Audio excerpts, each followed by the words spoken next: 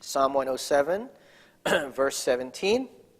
Some became fools through their rebellious ways and suffered affliction because of their iniquities. Hey, this could be a sermon, right?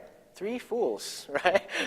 3 fools in the Psalms, okay? The Psalmic fools, all right? I don't know, I just thought about it right now. This could be a good sermon. Yeah, I could do this next week. Okay, all right. So, again, what are we saying here?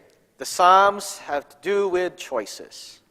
And choices ultimately will determine our destinies.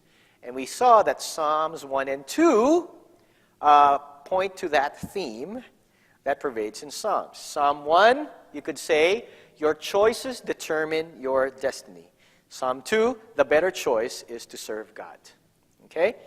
How you choose God? Well, will you choose God? It's really up to you. But the Lord, what? Watches over the way of the righteous, but the way of the wicked shall perish. Psalm 1, verse 6.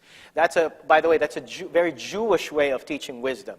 2 paths, 2 destinies, either life or death, right or wrong. That's even used by Jesus, right? Remember? 2 sons, 2 houses, right? Very Jewish way. Okay. So yeah, our choices determine our destinies, and you must make your choice. Okay, moving on. The next theme is justice. We broached this topic yesterday with the imprecatory Psalms, but we want to talk about it a bit further here. In Psalms, God is portrayed as a powerful and righteous judge. So many Psalms mention God as a judge. Some will even insist that God judges every day. In other words, His justice is being dispensed daily. At least that's how the psalmist saw how God is overall, that's how sovereign He is. He judges all the time. The laments are complaints brought before a universal judge who is able to act on the psalmist's behalf. They feature a longing for justice and judgment. Remember, we said yesterday that the laments are, in a way, they're offerings. You go to God, you have something in your hands, which is actually in your heart, right? And you offer it to God. Your cries, your pleas for deliverance. Why do they do that? What makes them approach God?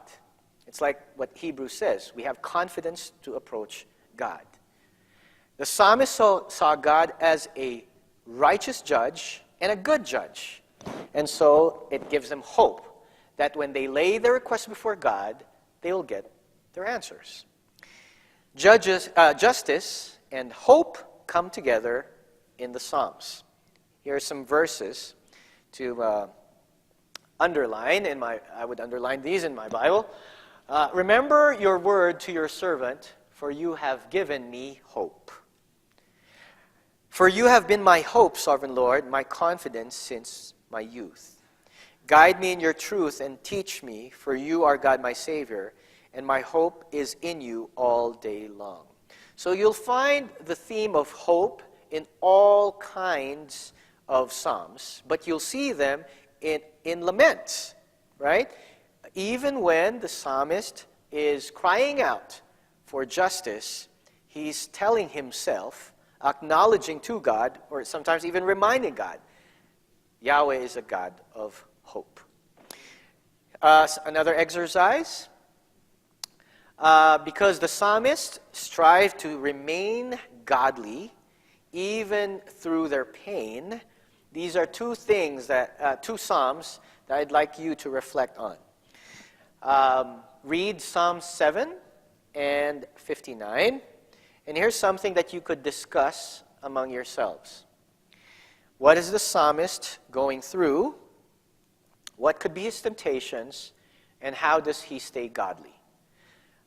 For those in leadership in the church, you could use this in your midweeks as a D-group time, right? The time for discussion. So you get it together in small groups. Someone reads Psalm 7, someone reads Psalm 59, and here's where it gets really practical, okay? you relate to the psalmist by looking at his feelings. What is he going through?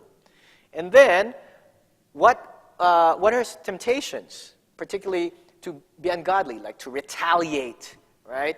Or just to sin as well, to sin out, okay? And then the question is, how does he stay godly? And the psalmists do have ways to make sure they're on the right path. They're in the path of righteousness. Eugene Peterson calls the Psalms tools. The Psalms are tools for daily life. And so the psalmists are equipping us to stay godly even through these times of sorrow or pain. Okay, so much for justice. Let's take a short break at this time.